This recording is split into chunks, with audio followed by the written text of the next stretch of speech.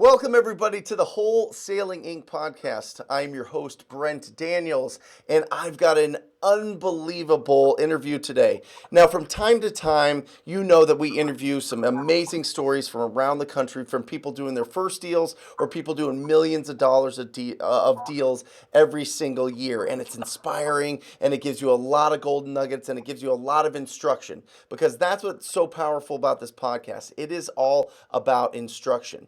But I want to talk about something that doesn't get talked about a lot. I want to talk about how to effectively find the right people, the absolute right people to hire to grow your business. Now, listen, if you're just starting out in this business, I understand you're going to get to this point. I want you to listen to this. I want you to think about this. I want you to watch this on the YouTube channel, on Brent Daniels' YouTube channel, or Brent Daniels Real Estate Coach YouTube channel. Go there, watch this, because it'll give you some inspiration on where you can go in this business. If you're already at that point where you are consistently closing transactions, your pipeline is just bursting, you need help, I have brought in the expert of all experts. I have brought in the talent genius known around the country by high-end, highly paid, the best of the best of the best businesses go to this guy for his advice, for his assessment on who to hire. We're going to interview him here for the first time ever. It is my absolute pleasure to bring on John Pike to the Wholesaling Inc. podcast. John, say hello. Thrilled to be here. Thanks so much, Brent. Thank you for that kind introduction. Yeah, well, I'm excited about this because this is a huge issue when it comes to building your real estate business, your wholesaling business. Because hiring the right people, listen, a lot of us out there, we're really good at going on appointments. A lot of us out there are really good at talking to people. A lot of us out there are really good at putting together marketing plans and getting leads to come in. But at some point, eventually, we turn from being highly paid professionals into being entrepreneurs and business owners, and the only way to do that is to hire people. So let's talk about that. Let's give me your background so that everybody understands and understands the credibility that you bring to this interview. Sure. So over the last 3 decades, I've helped train, assess, or hire over 3 million salespeople. Now, I started at a very young age working for the largest sales training company in the world. And I was the youngest person they'd ever hired, so they took a risk on me. But in my first year, I was very successful, just based on, I guess, good genetics. I sold more than anybody in the history of the company. But after my first year, Brent, I had an ethical dilemma, almost an epiphany. What I found out was really discouraging, because what happened was, after the training, now remember, this is the training, sales training, trusted by 427 of the Fortune 500. Least risk vendor, 800-pound gorilla, right? The best of the best. What happened, though, is that after the training, the high performers continue to be high performers, and the low performers continue to be low performers. So I had an ethical, really, dilemma. I could no longer sell services to these senior executives when I knew deep down that that basically the program didn't work. Right. So that sent me on a journey to figure out, well, why is it at almost every company globally, 20% of the salespeople consistently sell 80% of the total sales revenue? So based on my journey, I've been able to figure out that answer, and it's just been an absolute transformation for my clients to be able to employ the type of capabilities that we bring to the table. That's crazy. So let's just talk about the everyday wholesaler out there that's looking to bring. I'm going to break this interview into 3 parts. Okay, we're going to talk about acquisition manager, we're going to talk about disposition manager, and we're going to talk about lead manager. And I'll explain each of those before. So the acquisition manager truly is the boots on the ground, going on appointments, lead follow-up guy, the true salesman of the business, the true, like, the person that is constantly building the rapport, getting knee to knee, belly to belly, face to face with the distressed property owners. So let's talk about that person. Let's assume that it's your business, John. You're looking to hire an acquisition manager. You've got all these leads coming in. What do you look for? How do you make sure that you're making the right choice?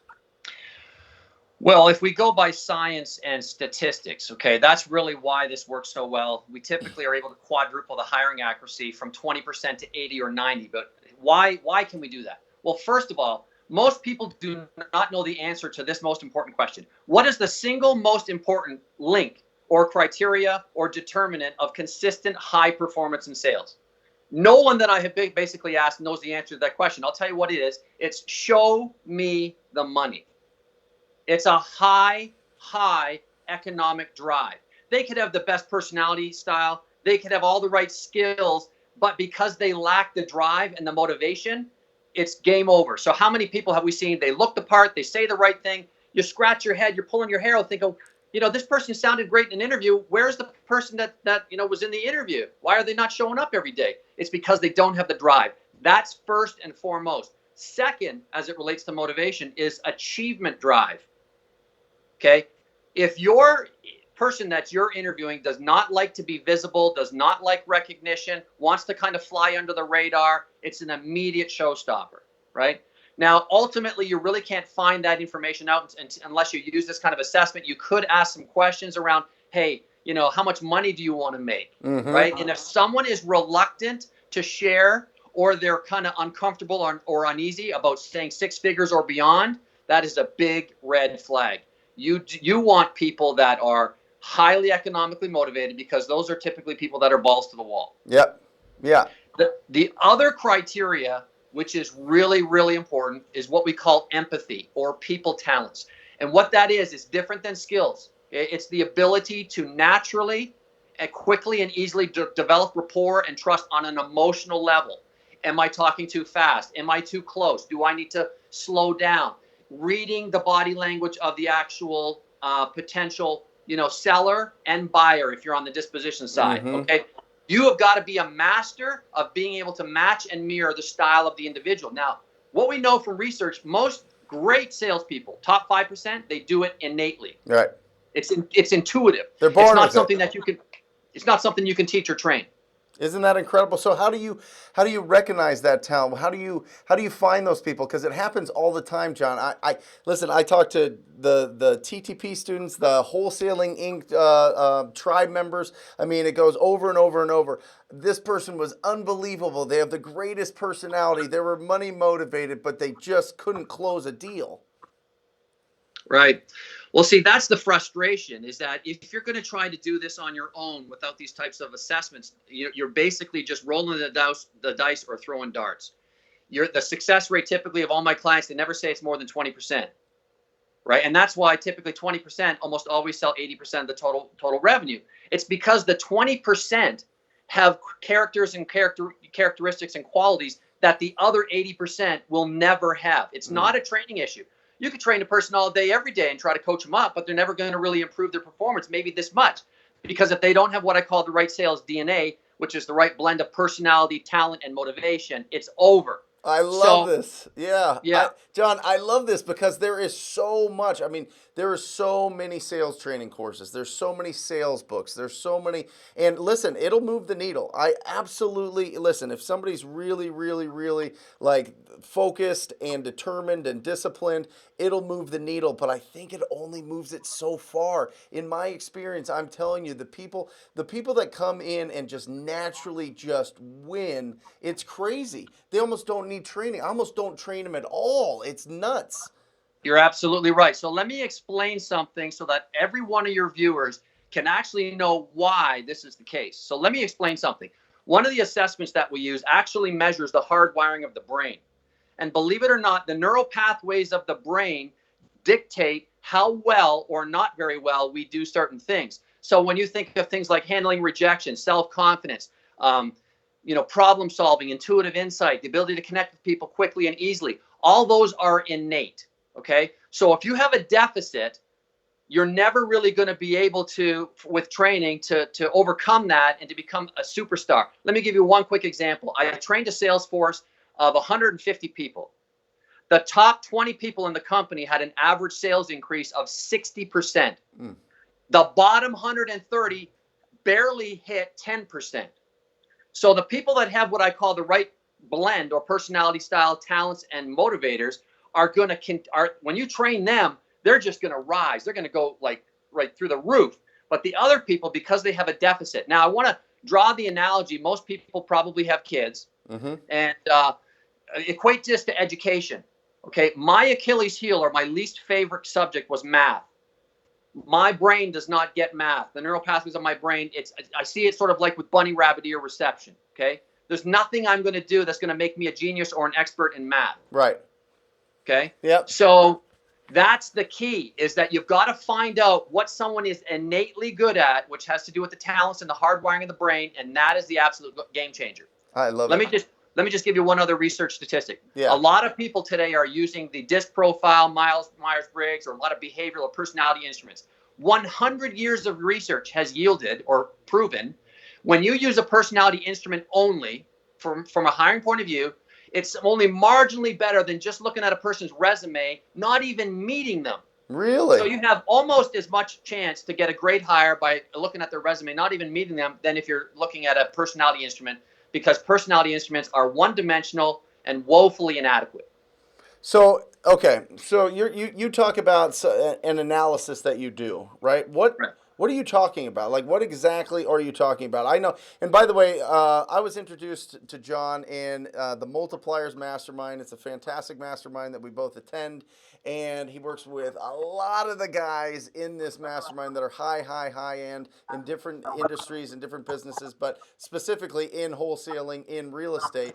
And so what do you go through when they say, hey, I need to get an acquisition manager? What do they go through? Like, what does that mean? What is this analysis? Sure. So it's a three-dimensional assessment that is taken online. It only takes 25 minutes to complete. Part of it is the personality, which is DISC. It's the least important. The second one takes a look at what are you motivated by? In other words, why do you work? What is it that fuels you or drives you? Why do you show up every day? And the third and most important is innate talent, which measures the hardwiring of the brain. So here's, if I could give you an analogy or a kind of a picture, because a picture's worth 1,000 words. Mm-hmm. When you interview someone, you're only seeing 12% of the total true person. Okay, that's what's above the surface. Okay, their warmth, their energy, how outgoing and friendly they are. The 88% of what you absolutely must know in order to make an exceptional, consistently great hiring decision is hidden below the surface, right? It's hidden to the naked eye.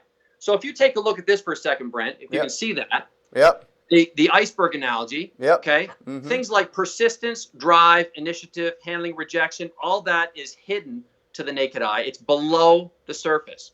So the reason why we have such an abysmal job, it doesn't matter what company, if they're not using any assessments, they're basically flying blind. They don't have the advanced analytics, which can quadruple their hiring accuracy. Sometimes I have people that apply for an acquisition manager, but they're phenomenal for administration. Right. So here's the thing. Most people don't know what they don't know. They don't have a high degree of self-awareness. Now, the reason I'm bringing up self-awareness, almost everything I do is based on science and research, so I can, with supreme confidence, tell a business owner, a senior executive, this is the way it is. So what we did is we gave the assessment that I use to over 200,000 people in 23 countries, every position, every role, every industry. Very quickly, we did this to try to figure out what's the secret sauce. Why is it some people are consistently high performers and they do it with less energy and the others don't? Mm-hmm. There are two characteristics or attributes. The positive news is it's learnable. The first is what we call self-awareness. Okay. The more self-knowledge and self-insight that you and I and everyone has about who they are, what's important to them, what their strengths are, what their deficits are, the better position they're in to make a decision around a career or job that really is tightly aligned with what they naturally do best. Love it. I see people all the time, John, just real quick, just to interrupt there. See people all the time, or have interviewed people. This is just personal experience. Interviewed people that are like, I think that I would be really good at this job. I love just talking with strangers. I have a lot of energy, but they've never done sales before, right? They've been in a completely different industry, right? Right. Do you think that there's a lot of people that are just they're in a role, or they've been in a position or an industry or a career that goes against their DNA? and that they can come out and actually be a high performer if they haven't been in sales their whole life? Oh my goodness. It happens so frequently. So that is a perfect segue without you even knowing what the second characteristic of the highest performers. So the top 9% only of that 200,000, they consistently overachieved all their performance objectives. Only 9%. The second attribute of that elite 9% was authenticity. Love it. Now, the word authentic from the Latin means to create. So when you and I are kind of authentic to how God has uniquely gifted us, there's no stopping us. We are an unstoppable force. Let me give you one quick example of hundreds I could give you. There was a guy who was a former pastor who was applying for real estate sales, not one day of sales experience. In his first year, he sold $15.46 million worth of real estate. And in his second year, he sold over 25 million. Yeah. This guy had one of the best assessments, personality-wise, motivation, and talent. So if there's one thing I know, your experience is irrelevant, your age is irrelevant, your education is irrelevant, because sometimes the strongest, best people are like a diamond in the rough that nobody has discovered. Yep. So this assessment literally looks into the soul of an individual, and you can reach out and say, this person is going to be a rock star. I love it. And I see it, honestly, I see it with, I have success story after success story from people that have been in the military, from people that have been truck drivers, from people that have been firefighters, from people that have been nurses, like, and totally different industry. Teachers, teachers will blow you away how great they are at sales.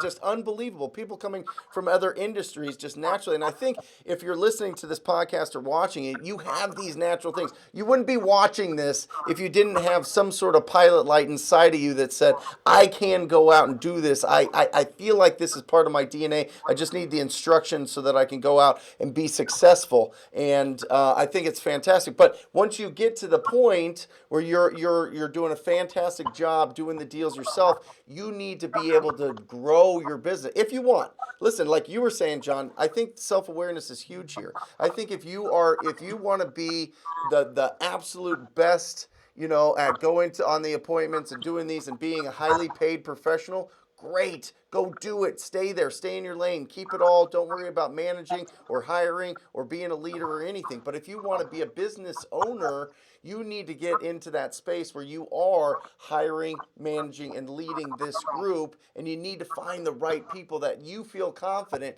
can replace you and your skills in your business. And that's what John's talking about. This is just, man, this is blowing me away. You are so good, John. I love this so much. So, incredible. So let's go ahead. Well, here's the tragedy. Most people, because of a lack of self-awareness, I'll give you another example. Someone who was in administration and operations their entire career, they were pretty much a bean counter. So a high degree of detail orientation. What makes them one day just wake up and say, I'm going to apply to a straight commission sales position when they have not one day of sales experience? Do you recognize what a bold decision that is? So they finally just decide, you know what? I'm designed or built to be a phenomenal salesperson, but most people will not take that risk. Yep. So let me mention another really practical tip for everybody listening. You absolutely must, in today's market, which is the lowest unemployment rate since the 1960s, it is an employees market. Mm-hmm. You must, if you're on the acquisition side, you must offer at least $2,500 a month as a guarantee to help them get over that onboarding and that learning curve. I love it. Otherwise, here's the statistic: less than 5% of the total work population have the financial reserve to be able to take a straight commission job. Yep. So you know something, if you're not offering some type of a guarantee up front, it's almost like an impossibility. You're looking for a needle in a haystack. Mm-hmm. Out of 5%. So how in the world are you going to find someone that can sell and that's going to take that risk? It is very, very rare. Not only that, John, we're in a business where the sales cycle is 30 days, 60 days, 90 days. They could come in day one, hour one, minute one, and get a contract signed. Guess what? Nobody gets paid on that for 30 days, 2 weeks, 60 days. You know what I mean? They need to have some sort of pay. I completely agree. With both of my acquisition managers off the bat, I gave them exactly what you said, $2,500 base until the pipeline was rolling, they were closing, and it was only for like 90 days or so. I think that 6 months is probably the industry standard for that. But maybe, I mean, do you suggest keeping a base on there forever? Or do you think that at some point you take away the base and it's strictly commission?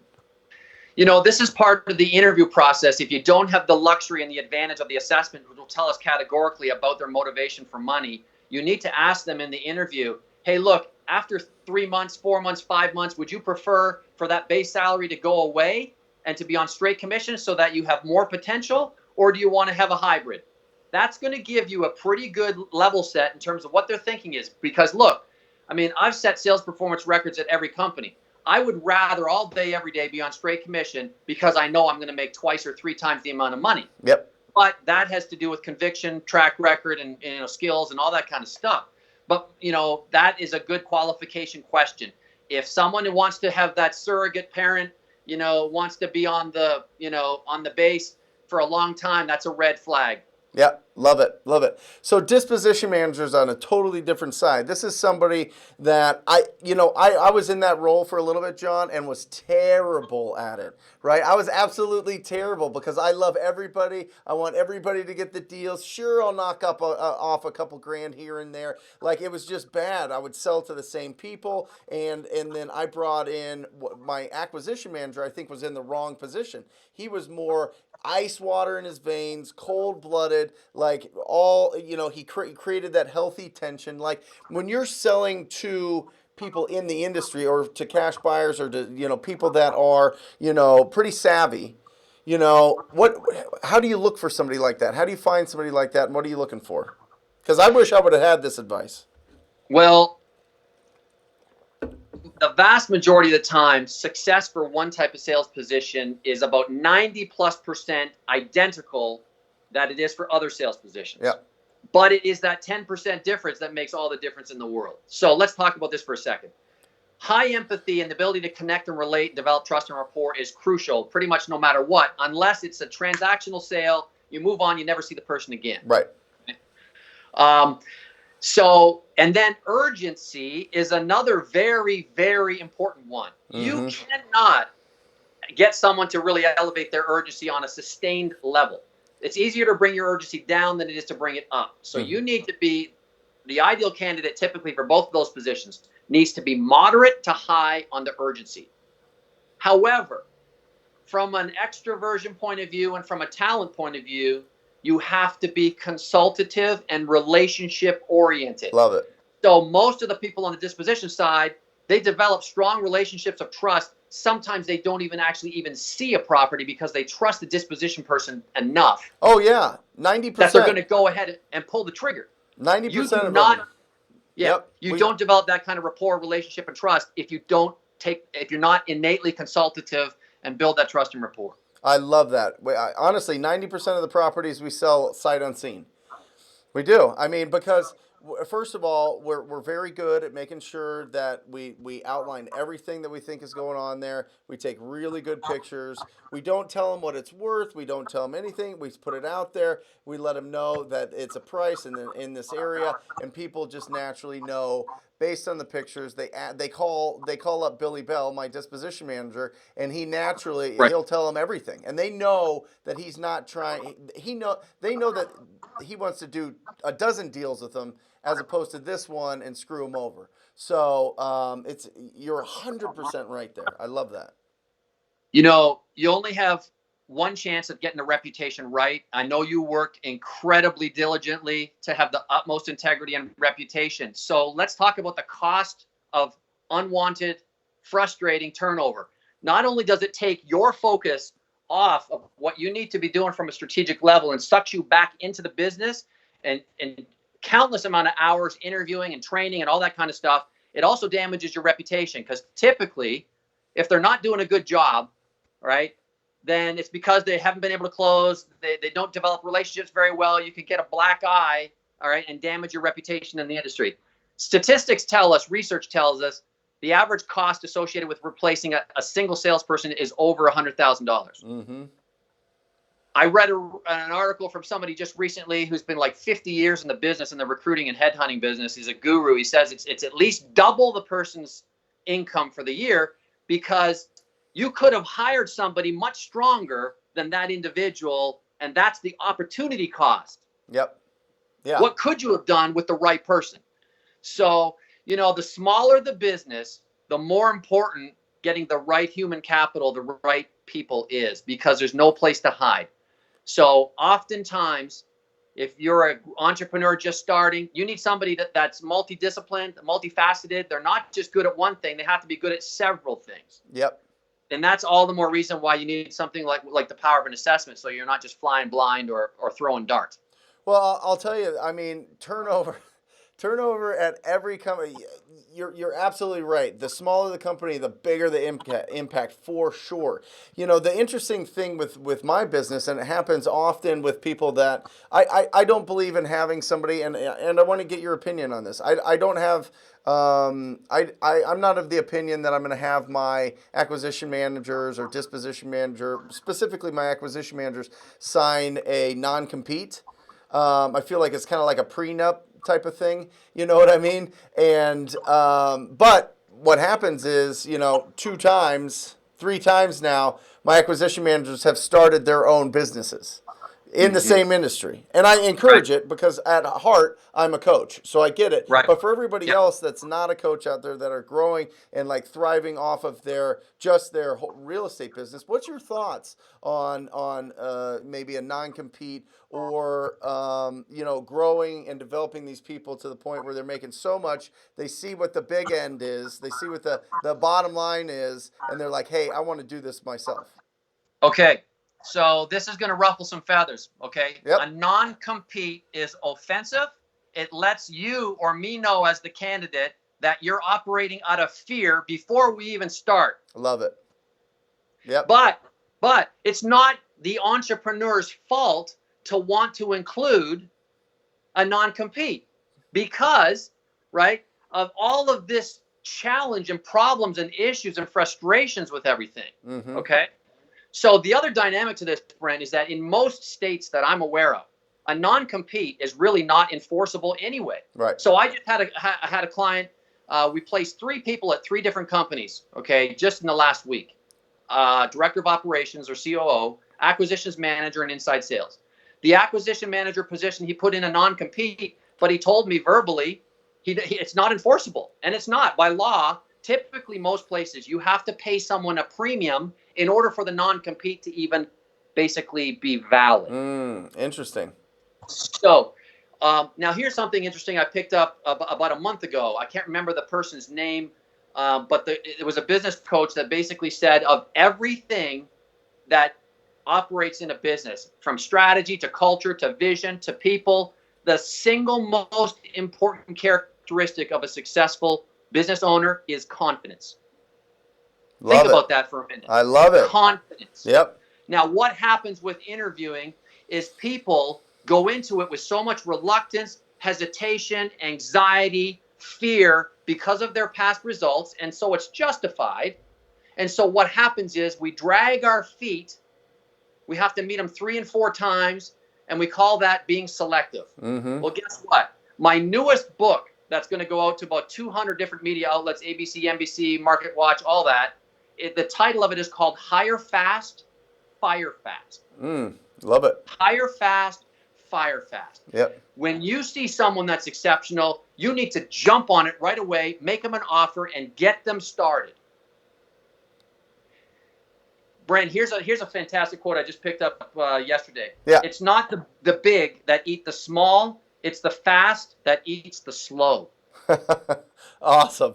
I love that it. Could not be truer when it comes to hiring. Yep. Because there's so many no-shows, so many ghosting, people not showing up, etc. Because they're interviewing with 4 or 5 different companies, and by the time you actually set up the interview, they've already accepted a job. Yep. So let me share something that is a total game changer when it comes to interviewing. This will blow your candidate's mind because they've never experienced anything like it. So Brent, I say to you, Brent, I'm on the phone. You take the assessment. I call you up very quickly. I say, Brent, we are thrilled that you have applied to the position. It's not a matter of if you're going to be successful with our company. It's a matter of how successful. We know more about you than you know about you. You have the sales DNA through and through. Your scores are in the top 5% of the best salespeople in this country nationally. Mm-hmm. When you come to interview with us, what I would like you to be prepared to do is we're going to give you the reins for the first 30 minutes, and you're going to ask us questions that I know are going to be important to you and your family. You're going to give the best waking hours of your life to your job. Your career is important. So we're going to honor you by allowing you, Oh my right, gosh. give you the floor so that you can ask the questions to make sure that this is the right fit. After you are done with your questions, we have some questions that we would like to ask you. Incredible. You know, we've gone through all these trends, strategy, vision, culture. You know what the most recent one is? What? The most recent one is the customer experience, or the candidate experience. That's the buzzword right now. Okay, so I just got back from 2 Fortune 500 conferences, senior executives in sales operations and talent acquisition. That's all they're talking about, the candidate experience, trying to differentiate the candidate experience. Here's what everybody is basically doing. Tell me if this isn't true back when you were working for somebody else. They interrogate the heck out of you, and in the last 5 minutes, they say, oh, we got 5 minutes left. What questions do you have? So you're operating from an incredible point of weakness because you don't have this advanced analytics. You're operating out of fear. You don't have this supreme confidence that they can do the job and do it exceptionally well, which our assessment tells us. So then you can completely flip the interview and what it feels like, right, from a candidate point of view coming in. Now, the second interview is this, or if you say, look, we understand this is an important decision. So if you need more time to validate your decision, you can come back and talk to some of our more of our team members. We will accommodate you, right? See, the whole focus is on them. It's not on us. Love it. When you do that, you will mow the lawn of all your competitors. Doesn't matter. Everybody that is a potential employer is a competitor for that talent. Well, and I think just as an entrepreneur, John, honestly, we don't know. We've never interviewed anybody. We've seen movies. You see some stuff on YouTube. You know, you read some books, or you get some sort of, the top 10 tips for interviewing, a new hire type of thing, and you try to do your best. But in the beginning, we're just really good salespeople that have done well enough to decide that we want to expand our business. And so this is just beautiful. I mean, just that right there. If somebody just took that right there and started implementing that. Of course, the front part of that is they have to use your assessment, because that'll help them understand if this is the right person to have in that seat to interview you for 30 minutes, and then have that back and forth after that. But that's absolutely incredible. I think that, and I see it a lot, is we do really well, we make money, we feel awesome, we get an office, we fill it with cool stuff, we do videos, we do Instagram, we do posts, we do all these things. People want to work for us, so we're like, yeah, come on in and I'll interview you. You know what I mean? Like, that's that literally is the process. You know what I mean? And what you're saying is, and I see it time and time and time again. Guess what? That doesn't work. These people either don't perform, or they do perform and then they leave, or whatever else. They just they don't stay long term to help grow the business and be a part of it. And it just seems like there's a turnover, especially as you are, and then all of a sudden it thrusts you back into being the salesman, being the acquisition manager, being the disposition manager, being the lead manager, all these things. And then all of a sudden you have to re-ramp it up. That's why I see people's businesses constantly go through fluctuations, let alone what's going on in the market, let alone what's going on with, whatever else, the economy. You know what I mean? So it gets challenging. And I think, having the right people on your team, you can weather a lot of those storms. For sure. Yep. So here's something that I coach my clients on, and that is this: the interview, only 20% of the decision is the actual interview. Okay. Think about this for a minute. Okay. Do they fit and are they aligned with our culture and our values? And do I see them interacting with the rest of the team and me working with them well? That's the 20%. The 80% is on the quality of the assessments. Mm-hmm. That's why fundamentally we have this massive, almost unsolvable problem for most people, because they're trying to still do it the traditional way, and the traditional way is going to fail us each and every time. Yep. Sometimes you're just going to get lucky, right? And here's the other dynamic. Almost every single one of my clients are stressed as it relates to the interview. They say, John, can you send me some interview questions? And I'm like, look, don't stress over the questions. Sure, I can send you a whole bunch, cherry pick from these 3 pages of interview questions. But here's the most important thing, right, is the quality of the assessment. Mm-hmm. I want you to ask them questions that have to do with your company being a good fit, whether their values are aligned, etc. You don't have to worry about all that other stuff, right? And so that's why the typical interview, we offend the candidate. When you think about it, it's so one-sided and lopsided, 95%, right? Interrogation with the bright lights. So it's definitely very, very important. So let's go with the third one, which is a marketing manager / lead manager, somebody that's going to organize, somebody that's going to make sure that the quality of the leads and the consistency of the leads. Because listen, we could have the best salespeople in the world, but if we're not rainmaking, if we're not bringing them into our pipeline, they've got nothing to sell. And we need to keep them selling, because if we don't, they're going to find a job that will, right? I mean, they're just naturally, they're money motivated, they're financially motivated, they want to succeed, they want to be winners, they want to be consistently winning all the time. So when it comes to like a marketing manager or a sales manager, like what do you look for? What should somebody look for in that kind of role? Okay, so there's one important score. I have saved companies actually untold millions of dollars. Again, you cannot tell this unless you use an assessment like I use. It tells us whether they want to be an individual contributor or whether they want to take on being responsible for the accountability of other people's performance. Okay. That is huge. There are so many people that think that there is, it's kind of sexy, or they want to get promoted into leadership, but they absolutely do not want to be responsible for other people's performance because they don't have any control over it. Yep. So that is an absolutely huge metric that will save you so much time, frustration, and headache. Because again and again, if anybody's looking to be promoted, we have to take a look at that accountability for others score. If it's low, they typically will not be a very good, effective leader. They're not going to be someone that's going to be visible in their lives. Now let's talk about that a little bit more deeply. It's no surprise, and everybody knows on this call, the Achilles heel of almost every phenomenal salesperson is accuracy, is administration, it's details. Not only does it not get in on time, it doesn't get in, accurately submitted. Right. So this person that you're talking about is the key linchpin that has a moderate amount of urgency, and they're outgoing, but they are also operationally or systems hardwired. If they're not detailed, man, it is over, right? Because you're right.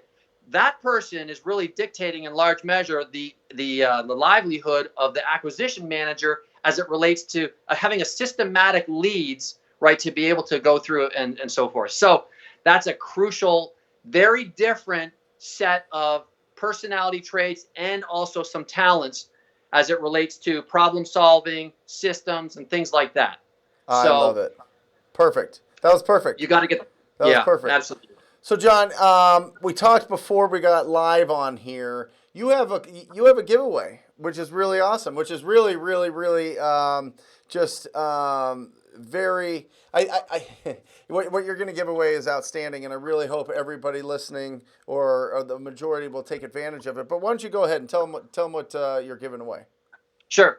So first, as I mentioned at the beginning, or maybe I didn't, I've actually worked in the real estate industry for the last 10 years. This book went #1 in 6 different countries. It's how the top 1% of realtors build world-class teams. A lot of the things that I've talked about today are in this book. I'm happy to give it to you free as a PDF. Just email me. It's a simple address, john@thetalentgenius.com. John, John, @thetalentgenius.com. the interesting thing is, people say, where did your name or your company come from, the Talent Genius? Well, that 7-year research study where we evaluated over 200,000 people in 23 countries, it was called the Genius Study. So my company is founded based on all of that research, all of that data, right? Because now more than ever, business owners they want things that are based on analytics, to make decisions on analytics versus just guessing. So again, I'd be happy to send this to you. All you have to do is email it to me. Brent, I don't think I've ever done this before, but just, because we're friends and you add a lot of value to your community. For the first 50 people that email me, I will also allow you to test drive the assessment that we use Oh free of my charge. gosh, that is incredible. Now, You better get on this quick. Holy cow, that's incredible. So that is your reward. If you've watched this whole video and listened to this whole podcast, make sure you email John at the same one, John at thetalentgenius.com, and you can go through that assessment. That is incredible. Holy cow. That is really good. And then obviously from there, if they want to build a relationship with you, if they want to hire you, are you available? Are you too busy? Are you, is it you that they work with? Like, what happens if somebody wants to take it to the next step and say, hey, I want you to help me hire the right people for my business? What do they do? Well, we have a team of people, but the initial contact is going to be exclusively with me in terms of doing the fact finding to make sure we know exactly what you're looking for, why you're looking for it, any unique nuances of your company and so forth to set you on the path to success. So yes, we do have some room for taking on some more clients. And I don't mind if it's okay with you, Brent, I'll tell them exactly how much it costs or what the investment is. Sure. So basically for a position, it's like an acquisition manager. It's $6,000 up front, one time. That starts or triggers the start of work. And then it's $6,000 once they accept the offer. So now here's the other thing. I'm doing this as a discounted rate. I know that it's a lot of money for most people that are listening. You shouldn't be considering anybody unless they're going to be six-figure salesperson. Normal rate on that is 25%, but most of this is based on commission. So I've cut it in half to 12. Yep. With clients that pay me the full rate, I give them a 1-year unconditional replacement guarantee. Awesome. That's how much we stand behind what we do. 1 year. The industry standard is 3 months. So in essence, we stand behind our work. We have this advanced analytics. Our success rate is off the charts. So we can afford to do that. It's sort of like Domino's given 30 minutes or it's free. They found out 99% of the time it's within 30 minutes because it's within the driving area. It's the same thing with us, but it tells you that we stand behind what we do. So now, do you then also find the talent? We find the talent. We assess the talent. Wow. And only when their assessments are in the top 15 or maybe 10% will we actually interview them, right? Via video interview. You do it? Yes. Holy cow. Awesome. And then, so this is the vetting process. So you know what? You go through, how many times you've interviewed somebody, you're like, oh my gosh, how can I cut this short but not be disrespectful? Because this is not the right person. Saving you thousands and thousands of dollars in management time, wasted with the wrong person. So yes, we do an extensive vetting process. It's the assessment, it's a video interview, and then only if they come with flying colors through on both do we forward them and set up the interview with the person. Awesome. Incredible. And the best way to contact you is that email? Yes, John at thetalentgenius.com. Love it. And I'm doing this only for the first 50. Yeah. Part of the reason is because I like entrepreneurs. I'm a high D. I'm a 99 out of 100 on the D and a 99I in case those people, you probably figured that out. Yeah. People that move quickly are the type of people I like to work with. Awesome. Love it. And there's going to be a lot of people that are like that on there. I mean, we've just got the most amazing audience, like literally of all time. I mean, incredible. So definitely, guys, if you are interested in that, if you're growing, if you're at that point, if you're frustrated with the constant turnover or dealing with trying to find, recruit, and get all that, here's your guy. So we're hooking you up here. So definitely reach out to John. John, thank you so much for being on the podcast today. My pleasure. That is incredible. Everybody out there, if you are interested in joining the most proactive group in real estate investing, make sure you check us out at wholesalinginc.com/TTP. Check out that page. Check out the all the testimonials. Check out what it's about. If it feels good in your gut, sign up for a call. I'd love to work with you personally. Until next time, guys, I encourage you all to talk to people. See ya.